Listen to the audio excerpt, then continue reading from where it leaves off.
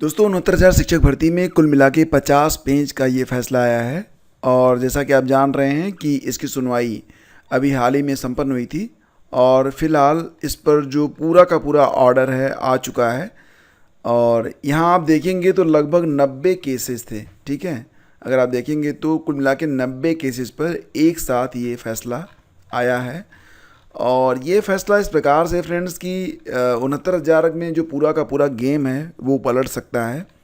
बहुत सारे चयनित जो हैं वो बाहर हो सकते हैं, बहुत सारे जो अचयनित हैं वो अंदर हो सकते हैं। साथ ही साथ रिजर्व कैटेगरी के जो अभ्यर्थी हैं उनको फ़ायदा होता हुआ यहाँ पर दिख रहा है, क्योंकि यहाँ पर रिजर्वेशन को बिल्कुल उसी रूप में रखने की बात की गई है जो कि 1981 और 1994 के अनुसार है। तो हालांकि ये जो फैसला है अगर आप देखेंगे तो कुल मिला के 50 पेज का फैसला है, लेकिन यहाँ पर जो अंतिम पेज है वो हम देखते हैं। फिलहाल मैं आपको दिखा रहा हूँ कि यहाँ पर केसेस कितने सारे हैं जिन पर एक साथ ये फैसला आया हुआ है। तो ऑल ओवर अगर देखा जाए तो लगभग 90 केसेस का एक बंच है। बंच समझ रहे हैं ना, पूरा एक गुच्छा है। 87, 88, 89 और ये 90। तो इस पर जो है पूरी सुनवाई हुई है और सुनवाई का जो सारांश है, ठीक है, वो अंतिम पेज पर दिया गया है। तो बस कुछ लाइनें हैं जो कि अगर आप ठीक से समझ लें तो बिल्कुल क्लियर हो जाएगा कि आखिर इस फैसले में आया क्या है। तो अगर आप ये जो पैरा 62 है इसको अगर आप देखेंगे तो यहाँ से हर बात बिल्कुल स्पष्ट हो जाती है। इन व्यू ऑफ एबव, यानी कि जो कुछ भी ऊपर लिखा गया है, all the special appeals are disposed of with the following directions. तो जितनी भी अपीलें थी, स्पेशल अपील्स थी, सब डिस्पोज ऑफ हो गई हैं, ख़त्म कर दी गई हैं।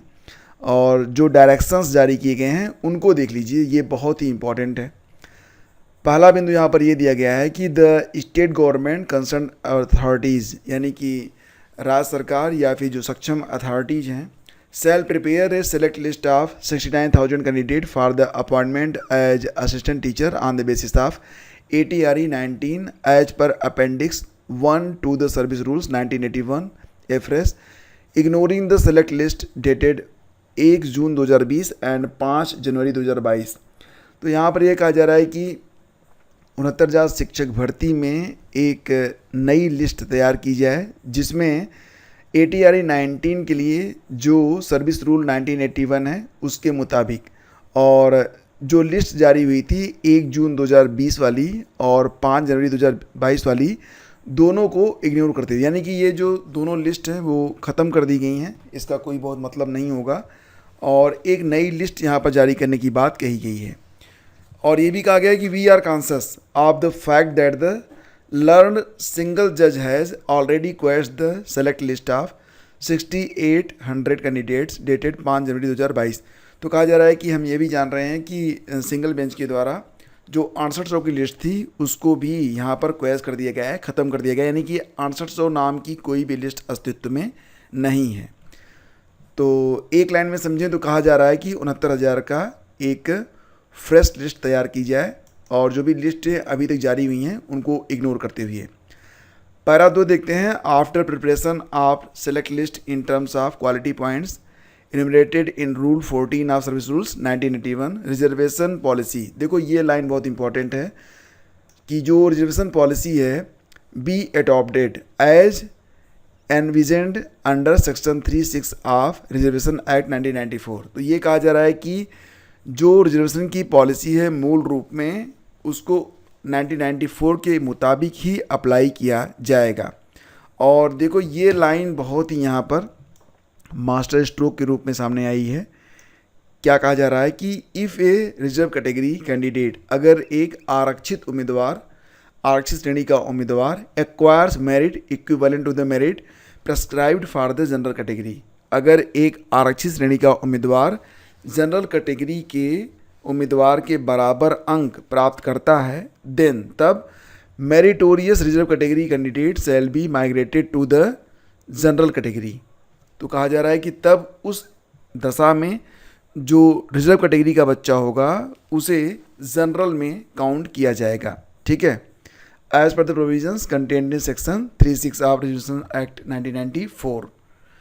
तो ये बात है कि अगर यहाँ पर कोई रिजर्व कैटेगरी का बच्चा है, ओबीसी है, एससी एसटी है, वो जनरल के बराबर या उससे ज़्यादा अंक प्राप्त करता है तो वो माइग्रेट कर दिया जाएगा, मतलब उसे जनरल कैटेगरी में ही नियुक्ति दी जाएगी। ये भी कहा जा रहा है कि the benefit of vertical reservation given in terms of, तो वर्टिकल रिजर्वेशन जिस प्रकार से मिलता है उसी प्रकार से मिलेगा। और ये भी कहा जा रहा है कि while preparing the fresh select list of appointment, जब 69,000 की नई लिस्ट तैयार की जाए, if any one of the working candidate, अगर कोई एक ऐसा बच्चा या कोई एक ऐसा उम्मीदवार जो कि प्रभावित हो रहा है, affected by the action of state government competent authority, they shall be given the session benefit.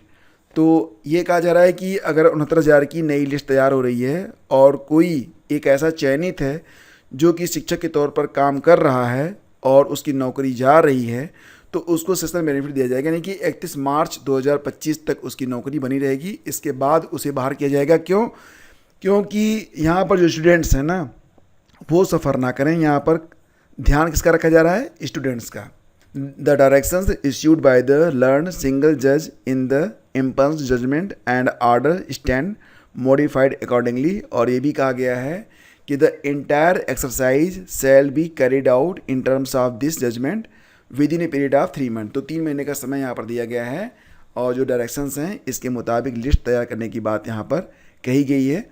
तो दोस्तों, अब आपको समझ में आ गया होगा कि बेसिकली ये जो पूरा आदेश आया है, इसमें मुख्य रूप से जो बातें कही गई हैं वो मैं आपको पुनः एक बार बता दूं कि 69,000 की पूरी लिस्ट नए सिरे से बनाने की बात कही गई है। दूसरी बात है कि नियम और आरक्षण के हिसाब से पूरी लिस्ट तैयार की जाए। नई लिस्ट बनाने से अगर कोई बाहर निकलता है तो उसको मार्च तक हटाया नहीं जाएगा। और फिलहाल अगर ये जजमेंट लागू होता है तो निश्चित रूप से मामला सुप्रीम कोर्ट तक जाएगा ही, ऐसा प्रतीत हो रहा है, और फिर ये मामला सुप्रीम कोर्ट से ही सुलझेगा। 69,000 के अंतिम पायदान पर जो चयनित हैं उनके लिए फ़िलहाल खतरे की घंटी है। और 69,000 शिक्षक भर्ती आरक्षण का अक्षरशः होगा पालन। चयनित भी, जो चयनित हैं वो भी हो सकते हैं बाहर। तो फिलहाल पूरा यही है सारांश इस पूरे ऑर्डर का। और ये ऑर्डर आपको मिल जाएगा हमारे टेलीग्राम चैनल स्टडी विद ज्ञान प्रकाश पर। जाकर इसे डाउनलोड कर लीजिए और ख़ुद पढ़िए। Thank you.